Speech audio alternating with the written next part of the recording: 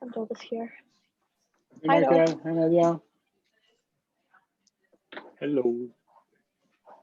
So I was just opening up the agenda. I shared the agenda in Zoom chat and also added it to the event in the calendar.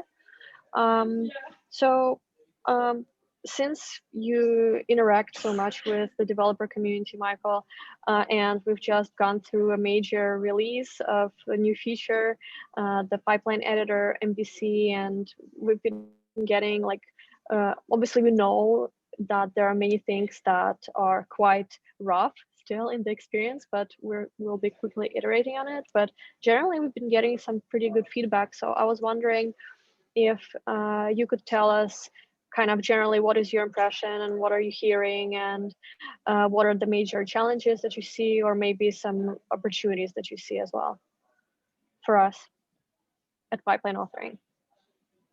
So I think, and I didn't really expect that, but I think it was one of the most awaited features for the CI authoring, especially in a way that you can visualize what's going on, like when you're writing the YAML jobs and other things. The typical workflow is you commit it and then you wait, and either it breaks or it works, and then you say, okay, maybe I want to optimize this. And this has a certain feeling of like code refactoring. You want to optimize the pipeline, but maybe you could like have a live preview, and while you type, you can also see what the changes are. And this, I think this is like it's actually the same. You either write the CI configuration YAML or you write source code. It totally helps to have something visualized, but just like preview Markdown. Years ago, we didn't have that, and I was writing Markdown and then committing it, and on the Git platform, on GitHub or GitLab, was like, oh, it doesn't look good, it's broken. So having some sort of live preview, I think is one of the, I would say killer feature sounds odd, but it excites you because it makes your life easier, and you can also, with the live lane thing, the second part, you get immediate feedback and say, hey, this keyword doesn't sound right, or maybe you made a mistake with the indent because it's not a tab, it's two spaces in YAML. Who knows that? I didn't know it some years ago. So I think adding, not only adding the CI pipeline editor, but adding or combining what's already there is a huge step forward. And even though like this is like the negative experience which I shared, or the not so good experience when you want to kick off this thing, when you have an empty state, you have nothing and you want to start it, you cannot do it. You need to find a workaround, which is like, okay, let's create an empty GitLab CI YAML file. But I know that we like work in small iterations and want to make it happen. And I haven't checked the issue for 13.9 yet, but I'm hoping that we can like overcome this quickly and say, hey, if you want to try it out and integrate it in your workflow, even though it's not perfect yet, you're just going ahead. I also tried to integrate it into the Switzerland meetup workshop I did, I think 2 weeks ago. And there was a problem because the workshop exercises navigate into merge requests. And at a certain state, when I wanted to introduce the pipeline editor, I only had a merge request, but I didn't want to merge it back to the main or master branch. I wanted to like start going and saying, hey, we want to try it out, and I couldn't. So like making this more complete or making this more accessible will also help, like creating an exercise, creating a blog post which just teases you and says, hey, try it out. You just like, you navigate into your repository view, you pick the CI pipeline editor on the left-hand side on the menu. You can see the empty state. Maybe the empty state changes into a suggested, I have detected your source code is C++. Here is the C++ template thing, and the whole experience evolves. And I think if we hit the point of users naturally using it in the workflows, we also get more feedback when we add things later on. So the initial adoption rate is higher. And this is why I'm like pushing so hard on the empty state thing. Because I think when everyone can just use it, and even though it might like break things, or it's not that clear that you need, for example, the needs for the asynchronous connections. These are things which can be like ruled out or improved by feedback. But I think, yeah, I haven't checked the LinkedIn blog, the LinkedIn post lately, but I think this had 4,500 unique views on LinkedIn, which is a lot because I have, I think, 1,000 followers or 1,000 contacts, and it was bumping through the LinkedIn sphere, and I think, especially for business and enterprise customers, or also open source users, of course, this increases productivity because oftentimes when you want to look, also there's a different use case. I'm not a developer, I'm a manager, and I want to see how the pipeline could be looking. And someone says, yeah, I've prepared this change for you, and you can just like see it. Hopefully in the future, like I have the pipeline editor opened up, and I say I want to see, or I want to edit a specific branch or a specific merge request in that regard. Just like verifying that the change is doing something useful, and probably I don't really know how the format works. I just want to see like the connections between the jobs. Brings me to another idea, having some live feedback, but this is something we'll discuss for later. Well, that's great. Something.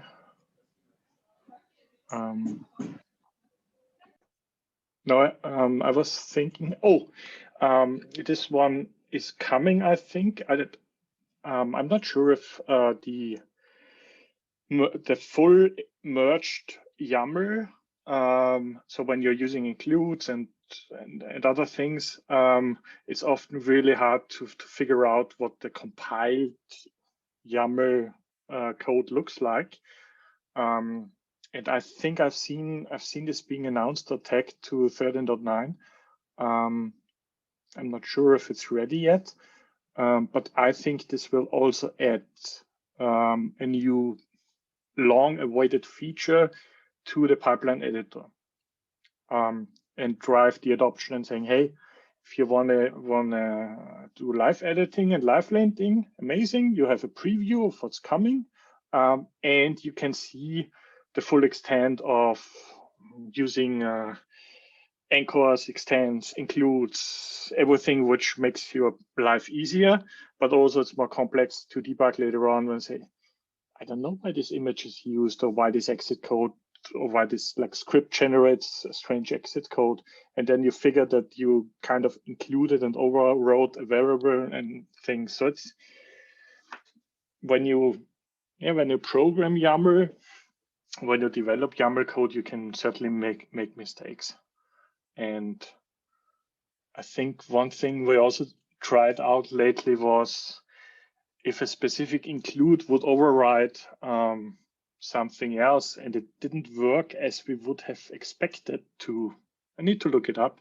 The thing is, if I have the possibility to see the compiled code, the end result, which is actually then sent to the runner, this would be super helpful. And with like having this possibility now, I think this will also like drive more users to use GitLab CI/CD in general, but also drive the pipeline editor because it's in there. And when I'm in there and exploring the compiled view, I will totally look into the rest. Yeah, I agree. I agree on all your points. Like what we've seen, at least tracking the telemetry information on the usage.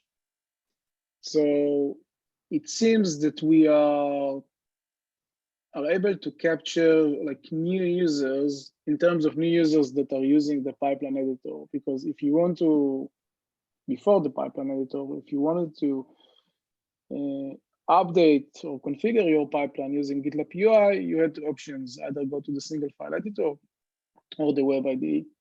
Majority of the users choose neither. And they went to using their own editors like VS Code or Sublime Text and like Atom. There are a lot, you know that. Still, I think the majority of the users will prefer to use that. But what we've seen is that we're able to capture like additional users, because if I'm looking at the total number of users that use the web IDE and the single file editor versus now the users that are using the pipeline editor, I'm seeing that, yes, there is like a decline from the amount of users that are use the single file editor on the web IDE, but there is like a value add for new users. So if I'm combining the decline together, I'm not getting to the number of users that are now using the pipeline editor, which leads me to a conclusion that, hey, like the pipeline editor is now becoming an attractive feature in GitLab UI for updating, for working on your pipeline. So that's something that actually changed a bit our prioritization, because now we know that this is an attractive feature. What we are trying to do is we are trying to capture now more users. So how can we funnel and redirect the user to the pipeline editor? Like there are many ways where you can edit your pipeline. So let's make sure that whenever you click, I want to edit my pipeline, we will take you to the pipeline editor. And the getting started experience, the empty page, is super critical, because this is like the first thing you interact with the pipeline editor. We want you to stay there. We want you to go away and say, okay, now I'll create a new one. Maybe I'll push it and I'll continue to work on that. Maybe I'll use the single file editor and I'll continue to use it. And the third thing is the branch selector. As you mentioned, many users are not using master. And yes, it was an MVC. Branch selector is something that we are aiming toward the coming iteration. In terms of the last feature you mentioned about the merge YAML feature, yeah, it is, I think, in review, should be scheduled for the end of this iteration. So there is a release post almost ready. So this is also something that I'm really excited about. So yeah. Yeah, I don't know how many users are waiting for it, but in my smaller community and the coffee chat, wiki coffee chat I get asked often about this, or it just naturally comes up when we are doing something in CI/CD and say, yeah, probably we just want to have the entire view. Yeah. I just had another thought when you mentioned opportunities on like making users use the pipeline editor. I know that there is like the difference between the server, which like generates the YAML and does the linting, and the runner, which also receives the YAML from the server. But there is a possibility, and I think it's deprecated, that the runner can like pass the GitLab CI YAML and do something, but it's a limited scope and it doesn't support all the language elements. And there is an ongoing discussion somewhere in the runner issue tracker, it's pretty old, where people want that like the GitLab runner Go binary can do config validation, can do linting, can do create a whole YAML file. If we find a way to provide this CLI functionality, either within GitLab Runner or in a CLI, we don't have it yet, but there are some community CLIs out there.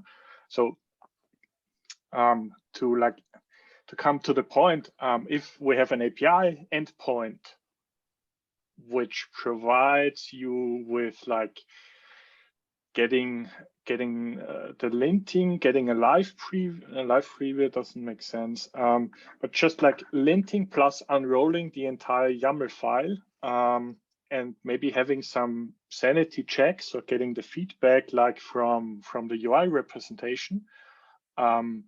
This could help everyone who just is on their server next to the runner or somewhere else and wants to do some validation checks or something like that. Because I think having two ways to validate a YAML file or getting feedback how it looks like is not good. And it will divert into the Ruby code and the Go code. And you need to manage two places of like the source of truth. So with the pipeline editor, the GitLab servers now, like the single source of truth where the development also happens. And if you provide some programmatic APIs to that, I think our community will catch up on this and find ways to automate that. I know that the CI lint endpoint already existed over time, but it was hard to discover. And probably we can think or we can experiment with features we add to the UI pipeline editor and also make it available as a CLI integration. One thing is also like autocomplete, where you're like on the CLI, you're typing, and in the background, the REST API is like asked about, are you typing a job name now? Are you typing something else? Maybe like the drive, and this highly depends on community contributions, I would say, is to create a CLI. And the CLI then talks to the GitLab server and says, I want to validate the snippet. I want to like create something, maybe even update something just from the CLI. I don't know if we're going there. It could be one of the drivers in saying, hey, this the CI pipeline editor is not just UI, it's also API, and you can automate it in your workflows. Yeah, we do actually. There is now a spike issue that is planned to happen, maybe this iteration or the next, on how we can automatically generate like a schema. So that way, you know, as soon as you'll start typing a keyword, we will automatically do like the autocomplete. The idea is to do it like automatically because, you know, every time we will introduce a new keyword, we don't want to manually update the schema. What will happen eventually is we'll forget to update the schema. It will not be up to date. There is a community contribution, but it is not up to date. It is on GitHub. My thought was, if indeed we will develop our own schema, then we can like contribute it upstream and put it in some repo in GitLab and have it like this. This will be like the latest schema. So users that are using VS Code, for instance, can load the schema and use it for writing their own pipeline configuration.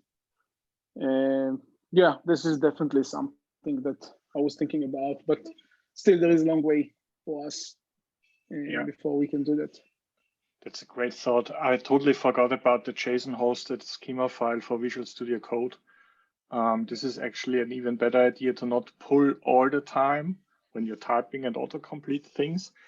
But if like the CLI tool, which doesn't exist yet, could just like use the JSON schema, which is hosted somewhere on gitlab.com, or maybe just compiled into the binary. Both, I think both. Both compile into the binary and also I'll contribute upstream in GitLab.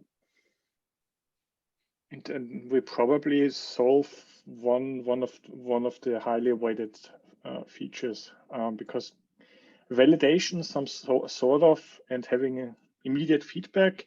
Not everyone wants to use the pipeline editor. That's totally okay. And if we wanna really like catch up with not only Visual Studio Code, but maybe like JetBrains, we want to reach the developers where they are at, and we're not like saying, hey, you need to use GitLab and in your browser, but you can just like use whatever you prefer. And there is a bunch of editors out there. Some of them have a GitLab integration or GitLab plugin extension, others don't. And maybe those who don't, they didn't find a use case. And like making them develop a plugin could be like, hey, you can live lint your CI YAML now because this JSON file is now there. So I think it's more of a long-term vision now, but I think there are good ways to reach to reach out to developers even more and make. Yeah, okay. And like the value add for us, like as I mentioned, we should reach developers wherever they are. We should not limit them if they're using like other editors, but we can provide them value add if they are using GitLab. So like, for instance, if we take this to the next level, let's say that we have like a JSON schema. So if you're using any editor, then you can load the schema and it will be like provide you with an autocomplete, which is awesome. But like if you use GitLab, we can also provide tooltips, links to documentation, things that we can do more on GitLab UI. So like we say, hey, you can do that, but you can even get like an improved experience if you use our GitLab. In terms of like the linting, there are like two methods which I was thinking that we should do. One is the linting with our APIs, and this is like make sure that your configuration is valid. So let's say that you create like an empty stage or an empty job. So like if you will do like if for instance you will run a lint with a JSON schema, it will be okay, but the actual configuration is wrong and it's broken. So with our APIs, we can validate the configuration, and with the JSON schema, we can validate the syntax. So it's like client side and server side, and the idea here is to bring them all together. So you can have like the best of both worlds, because like autocomplete is much better when you do it on the server side, sorry, on the client side, and the tooltips, but like validating the configuration is something that you should do on the client on the server side. So having this like use like the best of breed or best from both worlds, all combined into like a single editing experience is like my plan going forward.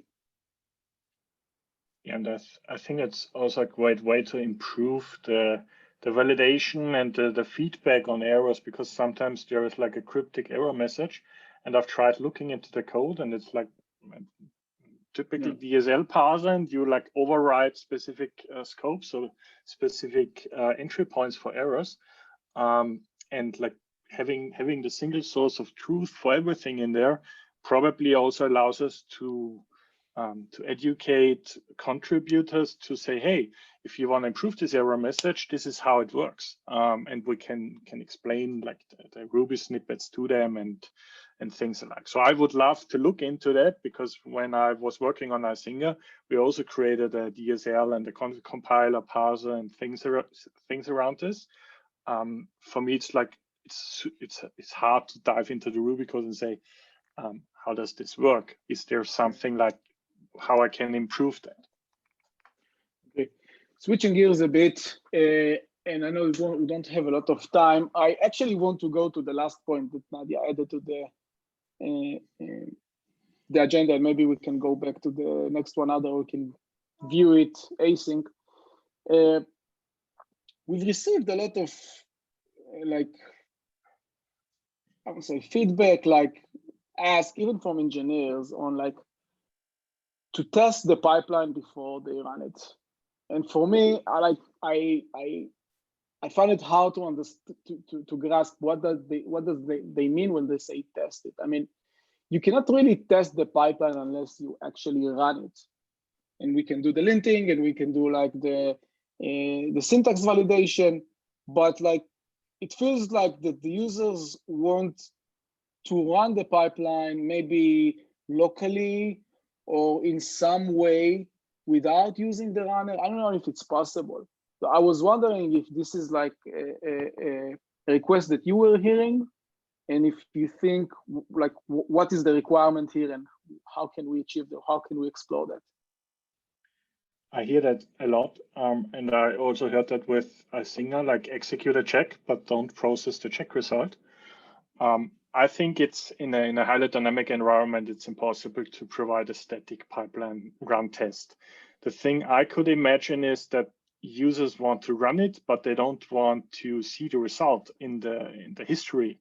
So because the pipeline exit state or the job stages exit state overall influences the reporting, influences the history, and it's just a simulation. The simulation is just run it with all the like parameters or maybe modified parameters to say, hey, this is staging or this is testing. But when the result is fetched, it's not like published to the pipeline result and no one gets notified. It's just a simulation. It's just running the pipeline, but not triggering any events if it fails or if it's okay. The problem is it costs you resources. So if you're running 200 tests and the pipeline is running for 30 minutes, it's probably not the best idea to provide a simulation button.